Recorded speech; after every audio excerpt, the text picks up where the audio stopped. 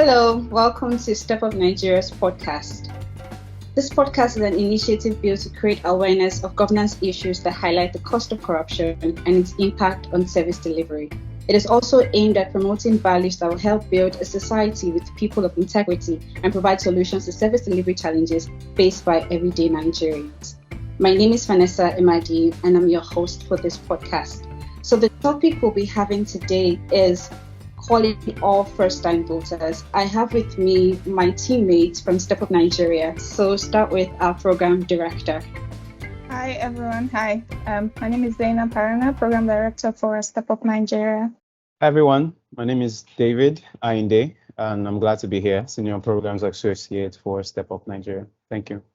Hi everyone. My name is Halima Olufade, and I'm program associate for Abuja. Our project assistant in Nasarawa. Hi everyone, my name is Kuri Shukugaza Ibrahim. Thank you very much. On Step Up Nigeria team, we have people who have voted before and people that have not voted before. And I think this is going to be a very interesting topic. So we are basically trying to encourage first-time voters to come out to vote in the upcoming election. So the 2023 general elections are only 10 months away. And in the last 3 months, there has been increased buzz around the elections with many political aspirants declaring for various public offices. Most prized of all, the office of the president. For many young people in Nigeria, this will be the very first time they will participate in an election. For others, this will be another chance to put the best people for the jobs in place. So on this episode, my colleagues and I are here calling on all first-time and young voters with the view to inspire them to take part in governance, to think rightly and to vote rightly. We hope you enjoy our conversations. So first off, I'll be asking, please, who has voted and who has not voted? I want to hear your voice, so tell me. I have voted. Okay. I did in the previous election. Okay. I've also voted before. Okay. Yes, I've voted in previous elections too. Okay. Well, I will admit I have not voted before. What about you, David? I haven't myself, and there's a lot of backstory to that. So I'm sure during the course of this podcast, we'll learn why. Okay. So now my question, for those of us that are first-time voters, like we've not voted before, are you planning on voting? And if you are, why do you want to vote now?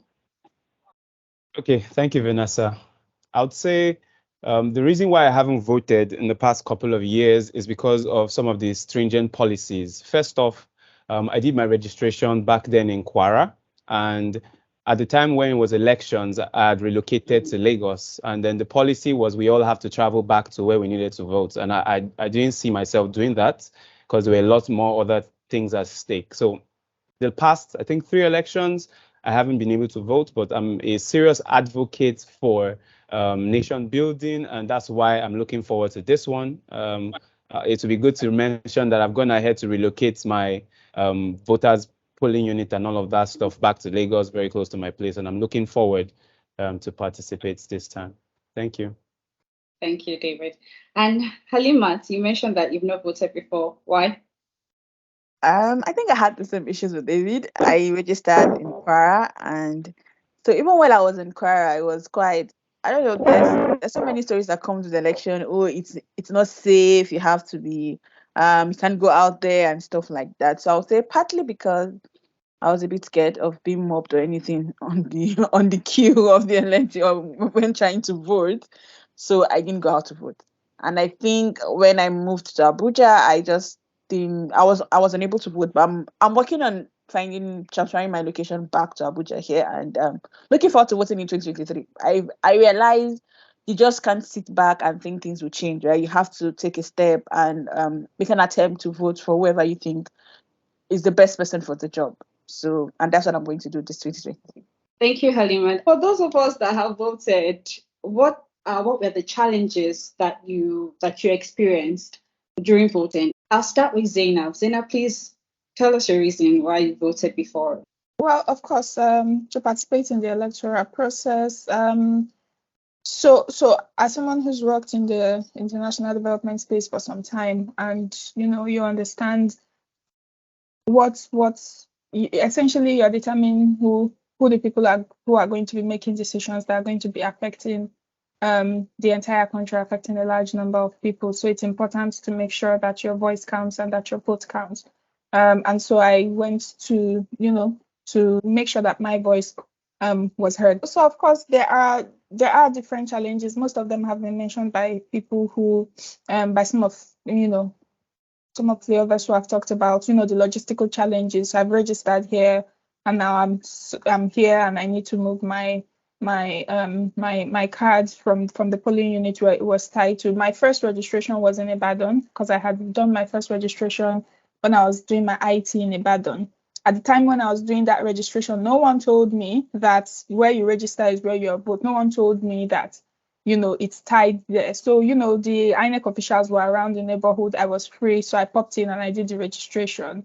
And then, years later, when, it's election time and you now need to vote, they're now telling you, oh, your card is tied to here, you have to go all the way back to Ibadan. But I'm not there anymore. So I think those were the challenges that I encountered.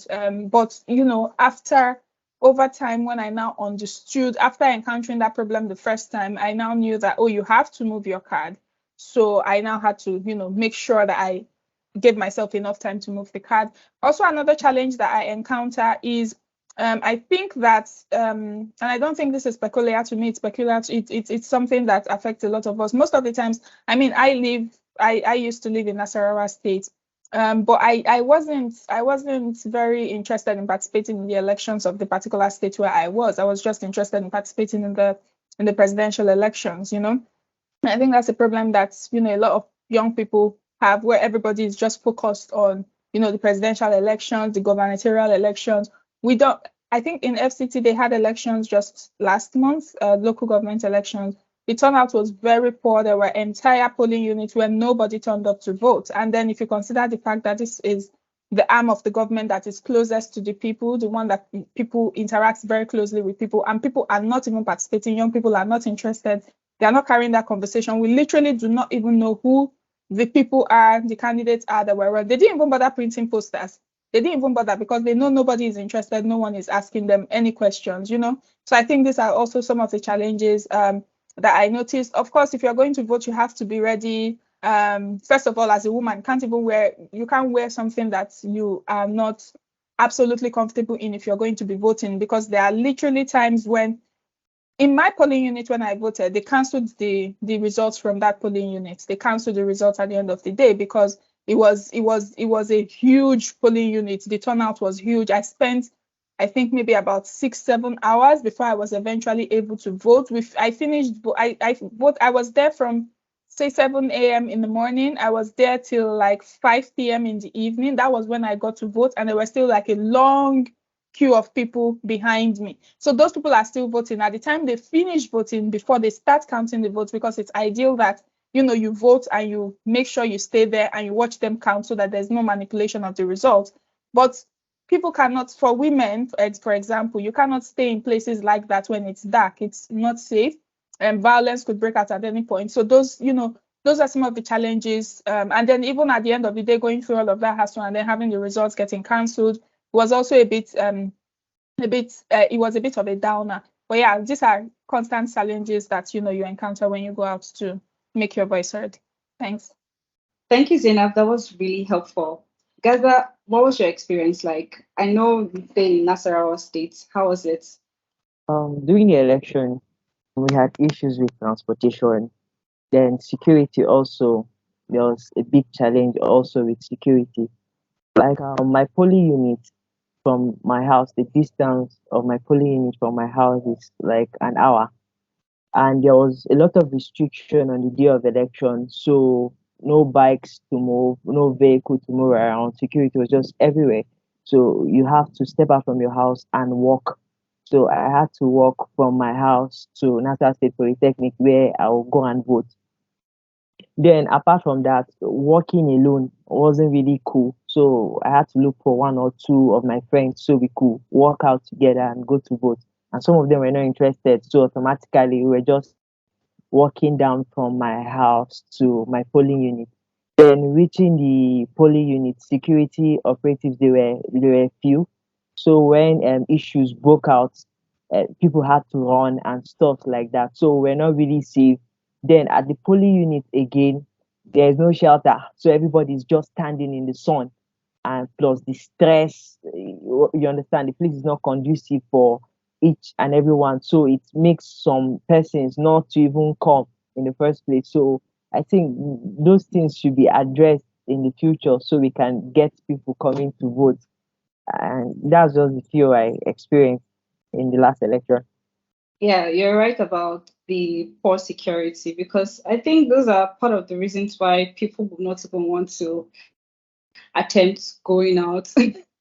Like, no, they really need to improve in security. Gina, please, what was your experience like?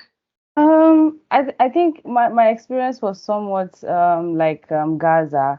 Though we were already told that they would do the voting units to be closer to our homes, but polling units were far, voting units were farther from people's homes, and you had to trek or walk from your house to the place because there was no cars allowed. And because of the fear of any kind of disruption happening, most parents did not even allow their children to go out. So even if those that wanted to vote, they had to go in groups. So I had to go in groups with some elderly men and women, and I had to like be in the center just so that I'm safe, I'm covered from any form of things that was going to happen. The road was dry. It was a very bleak day. I would just put it that way. And it wasn't so encouraging. You see a whole lot of elderly people going out to vote. The younger ones just didn't want to go through that stress. Like Gaza said, the places were open, there was no enough protection. Even people that came to sell wares, they sold things at very high rates. So I mean, if you wanted to eat, you have to just purchase something that they were selling. So the environment is not so conducive, it's not that conducive enough to encourage young people to come out to vote. We that voted, I think for me, we were forced to get our voters card in school before we collected our results. So that was even one of the reasons why I even had the voters card in the first place. And I think it helped. Maybe universities should consider doing that because they forced us. If you don't have your voters card, you won't collect your results. So that means if you don't collect your result, you can't go for service. So I mean, that was the reason why most of us that graduated from my set had our voters card. And I really wanted to vote. So despite the complaints from my parents, the worry about the anything that could happen, I mean, we just found a group of people to work with. So I'm thinking most of those things could be curtailed. Things like providing at least maybe movement for people that their voting units are far from each other. Just like what Zainab said, for other forms of elections that were going on, most people do not have enough information. There's no enough information about other kinds of election that is going on for people to vote for. So that's why you can see a situation where there's voting and people don't turn out. There's not enough information because a few people don't care. And right about now, with the situation of things now, I think most people too don't care. But if they put it in people's faces, I think most people will also try to come out to, participate in such elections. Thank you, Gina. People don't pay attention to those kinds of election, like they just focus on presidential, gubernatorial. So what are the challenges that youth like us, like if you're trying to be involved in government offices, what are the challenges that we face? Interesting question to ask. I'm of the school of thought that before you go into probably the political system, you should have some bit of knowledge about it. I think we're not even seeking that knowledge. Sometimes we just think we want to change the world, but then we don't even know how to. Yes, we know that you need to get into public offices in order to do that, but then you see someone coming up from nowhere and then trying to vie for a position which we think popularity will take us in there. So I would say one of the challenges is we're not even seeking for the information on what the entire electoral process is. I'll say for me, when I registered, I had no idea that I needed to be around my polling unit to vote. So if the information is not readily out there, I need to seek for it. I need to be knowledgeable about it. Also, in order to participate as a youth in any political office, I think it's important that we start doing the work. Like, it's not just looking for the glory, is going towards the work. And how do I do the work? Is starting with social development initiatives. And I think so. It's like Gina said, it's not about blaming the government or blaming the system or blaming INEC for not putting out information. I think it starts with me, importantly. How do I really want to get involved? Do I want to vote to change the country? Am I part of those people that say, please wait? So yeah, I'll just stick on, we don't find out what the information is, and we're really one of the challenges ourselves out there. Thank you. I think I want to hear what Zainab has to say on this. Yes. I was just going to chip in that they are including young people. You are just not the one that they are including. The people sitting in offices in Lagos, in Abuja, fancy offices in urban areas are not the young people that they are including, because you will come in and you will question them and you ask questions and you will demand to know what their plan is. They are not interested in you. They are interested in, they do have their blocks of young people that they actively engage. Even when I mentioned that in the local government elections, in the ones that just happened, that young people were not, the young people I was speaking about were young people like us, like people who are educated, who are pragmatic, who understand like the kinds of questions that need to be asked. There were actually people who came out to vote. They went to locations, in rural locations, semi-urban locations, and they paid people to come out and vote. They have their blocks of young people. They have their young youth groups, street boys, urchins that they actively engage with. They actively bring them into their offices. They visit the people. They have conversations where they pay them to go vote. So when we talk about people not being out, and what you will find, which I always advocate, even when I'm speaking to young people, like the educated and the elite groups of young people, is that what you will find is that electoral knowledge that is embedded in those groups is actually very high. Like, they understand the workings of Nigeria's electoral system. If you go to a bus park, go to a crowded bus park and speak to those guys that hang around the bus parks and ask them about elections and democracy, and they will tell you how elections work. They have a very grounded knowledge. While what you will find is that the young people, the elite groups of young people, have a strong understanding of democracy and good governance. But when it comes to actual electoral process in Nigeria, it is the boys, the touts in bus parks that understand. So we have to find a way to bridge that gap. We have to find a way to convert our own understanding of good governance to them, and also have a way to translate their understanding of the electoral process to us, so that we are now balanced, because what we have now is unbalanced. And then the people who have this understanding of the strong democratic process, the good governance, do not go out to vote, because they are apathetic to the process. They're like, my vote doesn't count. If I go out to vote, they'll just come and snatch the ballot. They will come and rig the election. So what's the point? Those people in the bus party, they are going out to vote because they've been paid to. They are going to vote for the person who paid them to vote, right? So for them, is stomach democracy. Oh, you paid me. I have money to eat now. I'm going to go vote. This guy has, these people, this political party did not give us enough money, or is these people that gave us more money that will vote? They have, they're out there, they are voting. And so the conversation that I'm always having with young people is, please, can you go out and vote? It does not serve a purpose where you stay in your house because you are apathetic about the voting process. You refuse to go out to vote because you say your vote doesn't count. Then you spend the next 4 years complaining about the governance system. You spend the next 4 years complaining about Nigeria's political leaders. But when you had the opportunity to even say something, you say, oh, I don't want to talk, please, because my voice doesn't matter. But now you're complaining and you're disturbing all of us for 4 years until the next elections, right? So I think I think it's important to unpack this conversation around the challenges young people face. Which young people? Is it the ones, because there are different young people in Nigeria? If you even unpack that conversation, the challenges young women face, the challenges young people with disabilities face, it's all very different. So we even have to even unpack the conversation completely before we even start saying, okay, these are the challenges facing so and so people, and here's how we're going to now tackle it. Thanks. Is there anything you'd like to say, Gaza? Okay, I would like to add a lot of things. Zeno said a lot, David said a lot. So I would love to merge these two things together and bring another clear picture to everybody. Now, all of us went to school. I went to school also. I think there is one problem with us going to school.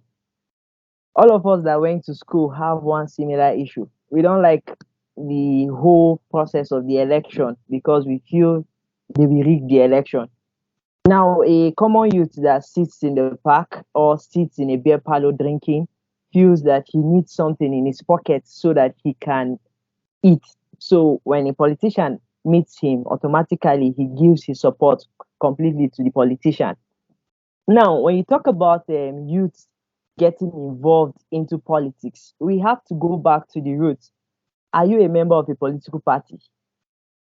Are you involved in the decisions of a political party? Wait, So, Gaza, before you continue, are you a member of a political party? yes, to an extent. Go ahead. Okay. So you have to be a member of a political party, and decision about elections and the process of elections starts from the ward level, where you sit with your ward chairman, you people discuss, you plan, okay, who are we going to bring, you understand, to contest for a particular position and stuff like that. And as a youth, how many youths are willing to join a political party? So when I approach a youth and I talk to him today, bro, come, let's come and join this party. And all of them are like, I don't have time. I'm not interested in all these things. This thing is rubbish. So how do we start making impact? I want to vie for a position under a political party. The first thing, self, there's a sort of discrimination from the youth bloc. They will discriminate you. You don't have money. Then this particular words that people used to say, it's better to go with the devil that we know than a devil that we don't know. You understand? So nobody is looking at you because one, you do not have the financial capacity. Two, you do not. People are not used to your face, and three, they feel if you go there, you will not do their thing, and they feel it's better let's work with a old person that will give us crumbs and money to eat and stuff like that. So automatically we have discrimination coming from our youth already in the picture. Then lack of inclusiveness of youth. Okay, you are not putting a young person like me. So how do my friends come to support me? So automatically you won't find them coming. So we talk about the knowledge of the political process. Okay, if I was going to be in a political party, for instance, I'm going to be selected to contest for maybe House of Assembly in my state, for instance, I'll have to involve my friends. I'll have to talk to them about one or two things. And that's where the knowledge of one or two of these things will start coming in because I am young. So I'll have more of these young people coming in to the picture. So youth inclusiveness to an extent is poor, then disloyalty. You bring in your friends to a political party, boom, they are in, someone just give them cash, pap, pap, pap, all of them have left you. And so you guys cannot move together as a block because everybody is hungry. So unemployment to an extent is helping the political class or the elite class to have influence in our youth. So we have to address that too. Then the social and cultural norms in Nigeria. Everybody feels that a political position is more fitting for an adult or an elder, somebody that is up to 40, 50, 60, because they have seen the world and they know everything about what is happening in the world. So a young person, 20, 25, coming to contest for an election is like, this one don't know anything. So it's better not to even involve him. And for us, because we are used to the system, it's better for us to go with somebody that is older than for us to even look at the youth. So the youth have to come into the system.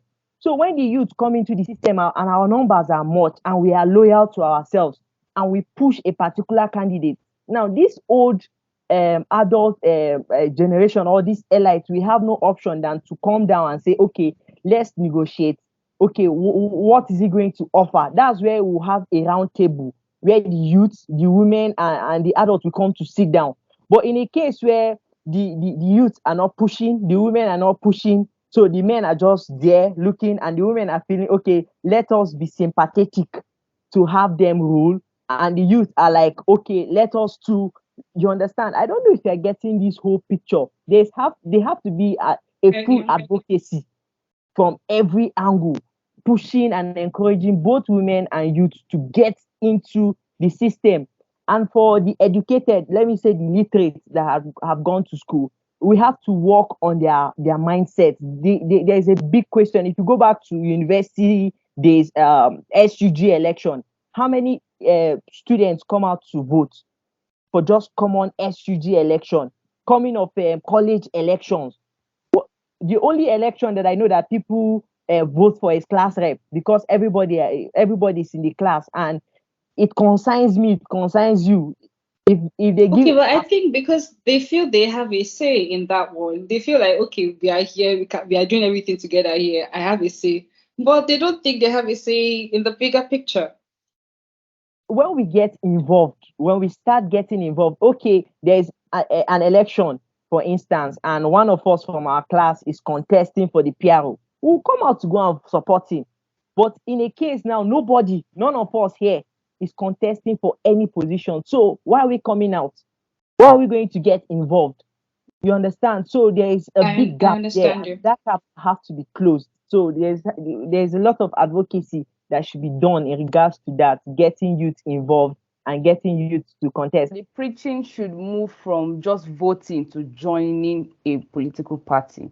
Just like how Gaza said, we have to go back to the foundation. I am very sure that I know nothing about joining any political party currently, because the preaching all that is being said now is votes. Just vote for this person, vote for this. That's the preaching. That's what everybody is speaking about. But nobody is asking if anybody has joined a party. Nobody is asking if you know that there's even a party that is close by that you can join. The narrative should move from people just voting to people actually joining political parties. And it should start from schools, because if they can force me in school to get a voting card, they can force people there in school to join a political party. And as you're coming out from school, you just continue the journey instead of you coming halfway and then you are lost, you don't know what to do. So I think the narrative should change from just voting to youth actually joining political parties. Is that an expression of civic rights? If you force people to join, No, it to will not join, be is that, forced. are you truncating people's civic rights? I was about to say that It's I not might be not want to forced. join a political party, right? I don't want to join a political party. I don't want to be involved in politics, but I want to be able to express my civic rights. I want to be able to vote in peace. I want to be able to go to the polling unit and not be scared that, because I almost actually become a ad hoc official for the 2015 election, which I ran away from because I was like, that could be dangerous. I actually went for the training and I didn't go further, right? So I want to be able to say I want to go to the polling unit and vote without being scared of being mobbed or anything else, or be standing under the sun for 9 hours. There are people that don't have the health wise are not strong enough to stay for that long at the polling unit. You all have made really, really interesting points. Well, let's take this deeper. Vote buying. How do you think vote buying disrupts election? Gina, you voted before. Have you had any experience with vote buying? Oh, yes, I have. I think the last time I voted in the 2019 election, we had people that came to the voting unit to share money. Like, they just cornered people in one corner and said, who do you want to vote for? And then they were sharing the money. And those ones, when they collect it, they go to the next person and then they show you they were all trying to be very discreet about it. But I mean, we saw them with their truck, and they don't hide. They are very visible. They let you know that they are coming to buy your vote. And it's really disruptive because currently, the like Zainab and Alima has mentioned, the stomach infrastructure narrative is really high. People are very, very hungry. And so right about now, even if you give them 2,000 naira, they're like thinking about what 2,000 naira is going to do for their families. It just takes a lot of strong will to remove yourself from that situation. So yes, I've experienced it firsthand. Previously, people used to hide to do it, but now it's like really, really visible. They don't hide to do it anymore, which is really, I think that's the problem. So yeah, it does exist, and I think it's also very, very disruptive to electoral processes, especially in Nigeria. Yeah. Okay, so going back to your story, you said like they came in their trucks, they were not hiding, and they were literally sharing money. So please, my question, was there no security around that place? Somebody Of making course, sure there were that security. They were, and they gave them stuff too. They bought food for them with drinks and beer. They would sat down there and they were drinking, and they were eating. And so imagine people seeing that. Imagine people that came with their kids and saw that happen. Like their parents were trying so hard to shield them or try to explain to them what was happening. But I mean that I think that damage is already done. So, but they came prepared. They brought food for the security men. They gave monies to people that were willing to like they will come to you, and then if they see that you show some kind of reluctance, they leave you and they go to the next person. So yeah, I mean, the fact that they're even doing it so openly is even more disruptive than when they were even hiding. Now they're doing it so openly, like they don't care. I mean, if you come for them, they'll come for you. So I mean, that's the norm. I think is the new norm in Nigeria. Thank you, Jenna. Zainab, is there anything you'd like to say concerning vote buying disrupting election?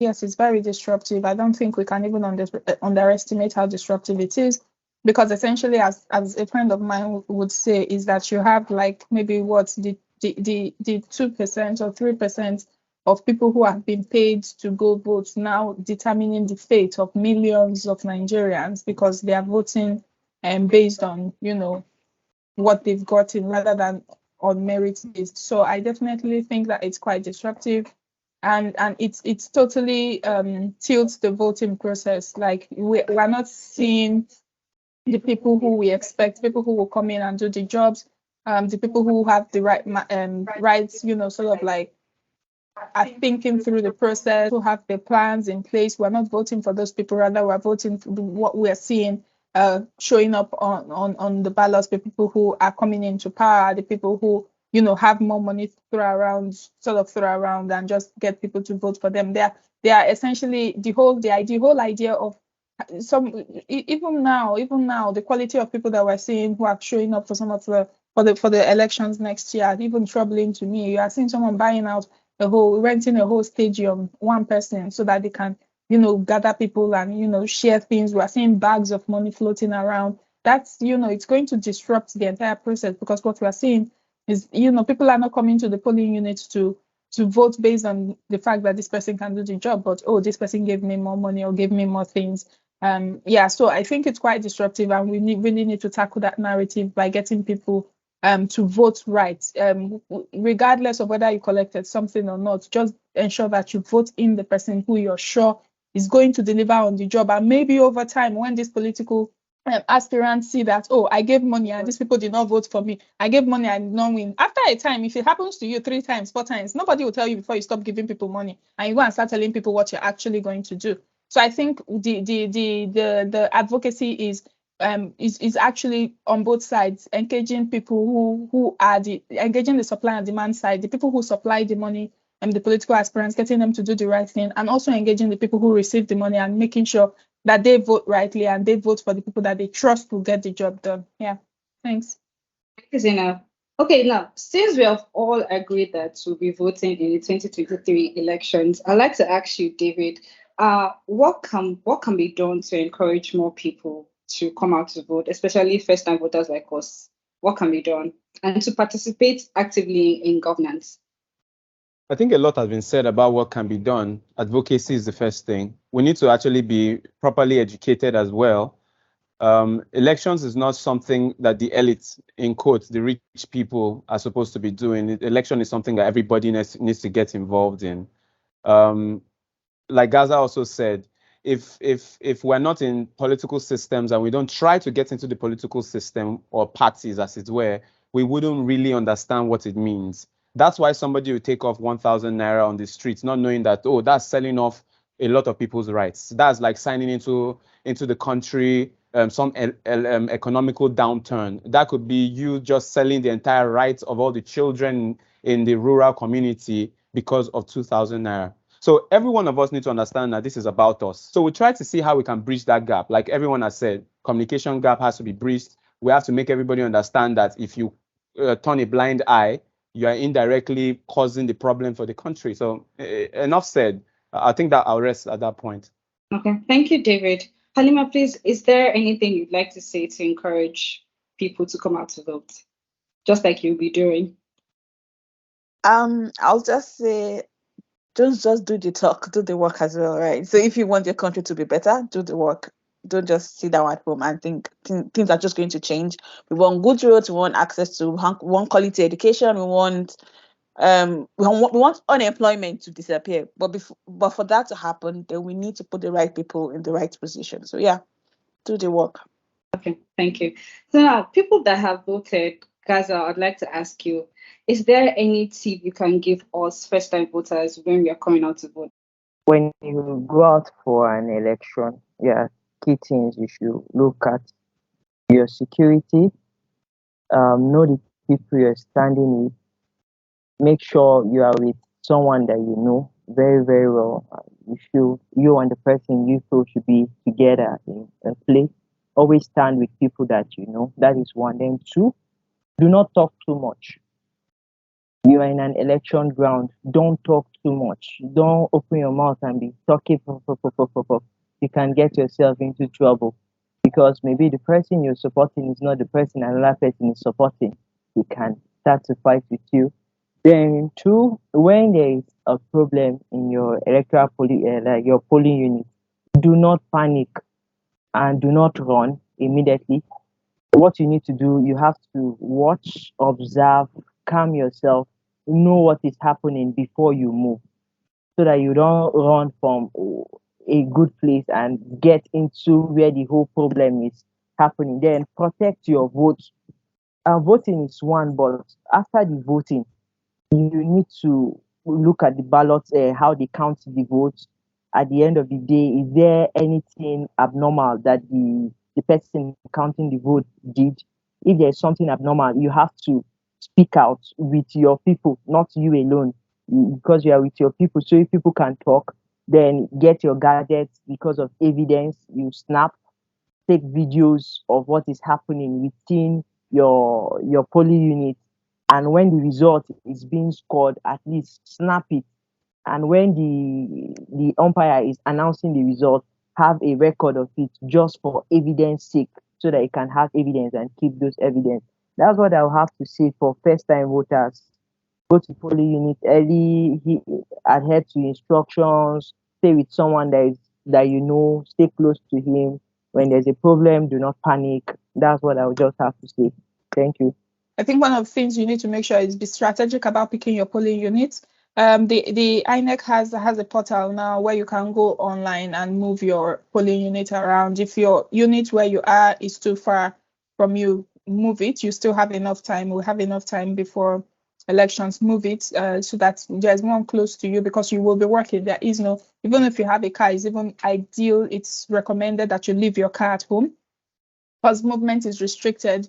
So everybody will be on foot, so that if it's close to you, you can easily walk.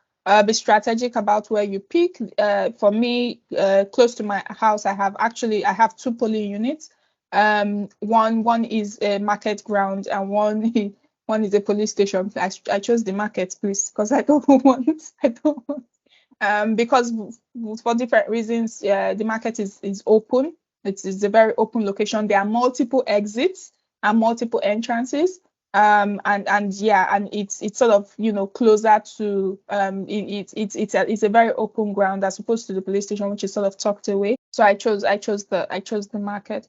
So you have to be strategic in picking. If your polling unit is in a secluded area, sometimes that might even be better.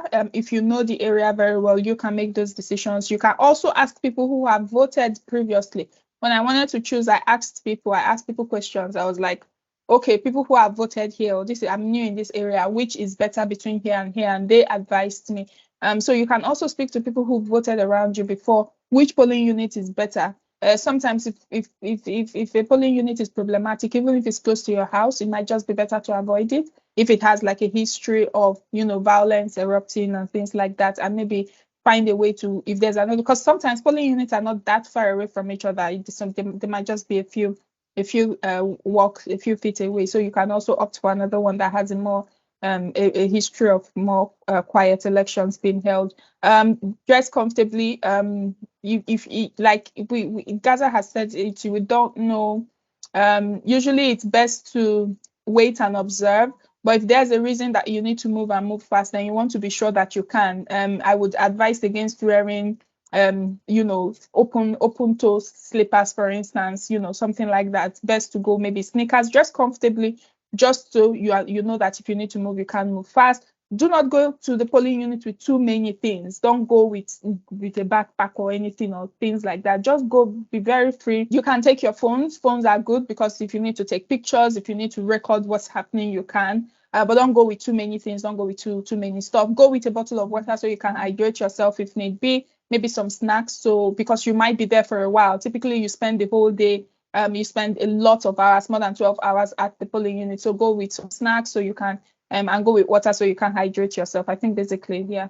Is there a way that government can make this easier for the citizens? Imagine spending 12 hours. Imagine not being sure of your security. Is there a way government can make this easier and like at least so that when we go out, we know that we are safe? I mean, the reason why some people spend a lot of time in, there are some people who go to polling units and by midday they are done in their polling units and they've counted and they've packed up and everybody has dispersed. It depends. That's why I'm saying be strategic in your polling unit. Some polling units don't have as much crowd. The polling unit where I went to, the reason why the results were cancelled was because it kept getting disrupted. There were too many people. There were hundreds of people at that location. And that's why even till 4 p.m., 5 p.m., people were still voting. There were too many people in that polling unit. There were other polling units, especially in Abuja. There are polling units that by 12 o'clock, 1 o'clock, 4 o'clock, they finished, they've counted. They've packed up. The INEC people have gone home. Everybody has dispersed. You wouldn't even know elections happened in that unit. So you also have to be saying that I mean, government has made the provision, sent out security forces, restricted movements. The reason why movement is restricted on the day of elections is not to punish people. It's to make sure that people who have nefarious purposes are not on the road. Imagine if people could just be driving around. The issues of both ballot snatching would be much higher than what we have it. The reason why it's not as high is because some people are co-opting some of the security operatives that have been sent to protect the ballot. And I saw videos from the last election and it was security officials that were snatching the ballot boxes. So the government can make the provisions, but I mean, people still have to be the ones to implement some of those provisions that they've put in place. So sometimes you can't blame them too much about the outcomes. There are cases where INEC official staff have been killed. Numerous cases where I don't assume that INEC likes their officials being killed at all. They don't like it, but it's a very precarious job and it's what they signed up for. If there were ways where they could make it safer, I assume that they would have done that. But in the meantime, I mean, you live in Nigeria, so you know how this is the thing I'm saying. The people at the bus park are not asking me, how can we make this thing easier? This is what I'm saying. All these people in Abuja offices and Lagos offices. So I do think that it is what it is. The process is tedious. It is a tedious process. And also, again, depending on your polling unit, it might not be. Depending on your polling unit, I mean, if between the two polling units that I chose, I assume that one of them is easier and would be done much faster. But I have my reasons for not going to that one. I have my reasons for picking the one that I picked, and I know I'm ready to spend the whole day there. I'm ready to go with my mat and sleep there. I'm ready to go home. My house is not far. I'll walk home, grab something to eat and come back. I'm ready to dedicate my entire 24 hours because there's no work on that day. Dedicate my time, stay there, and that's me. For other people who don't have that time, pick, somewhere else that's, easier or something like that. Yeah. So you have the information available to you. You sift through the information and then you make the decision that is best for you. Thank you so much, Zainab. That was really helpful. Thank you. So what message now do we have for first-time voters and even people that have gotten their PVCs, but then they feel that their votes do not count? What message do we have for them in this coming election? Okay, so I think from my end, I would just say your votes count. It might not show, it might not be evident immediately, but it counts. When they say there is a drop of water that makes an ocean, you have to try to vote. Another thing first-time voters should do is also to research about the process, find out all you need to know about the electoral process, about what you need to do, where you need to be, who you need to see, everything that has to do with election. I think first-time voters should also put that into consideration. Do a lot of research, do a lot of studying, read, just like how you read for your exams, prepare for these elections so that anything that happens, you won't be caught unawares. Thank you. David, is there anything you'd like to say?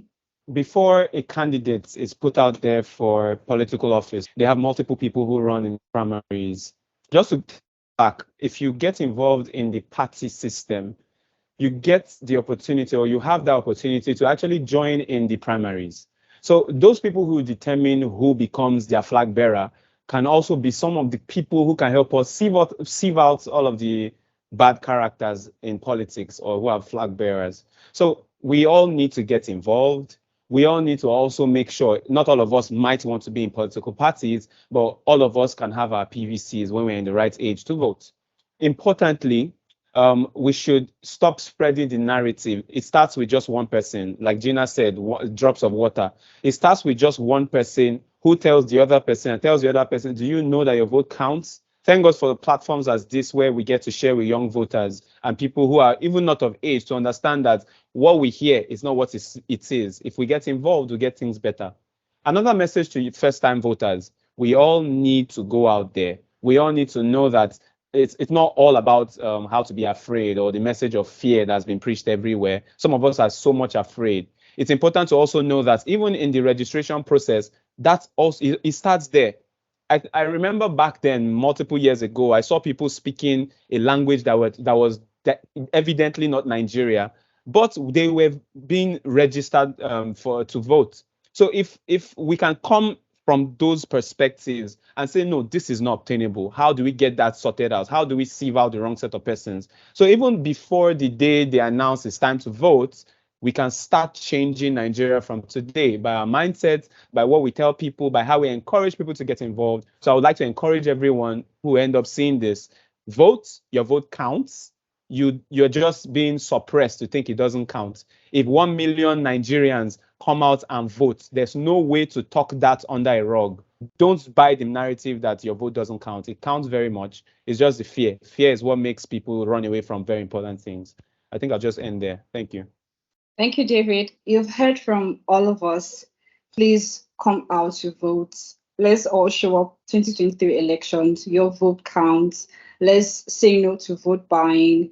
We are really, in this climate that Nigeria is, we need all hands on deck. We all need to use our votes to make a choice. Thank you all so much for listening. So keep up with us on our social media handles. Please follow us on our Twitter and Instagram at step_up_Nigeria, on our Facebook and LinkedIn, Step Up Nigeria, and we have a YouTube channel, Step Up TV, and then you're listening to our podcast. And for our website, stepupnigeria.org, and you can also sign up for our newsletter below the homepage. I have a lovely team, and I'm so glad that we are all going out to vote. Thank you all so much for joining me. Thank you. Bye-bye. Bye, Vanessa. Thank Bye. you. Bye, everyone.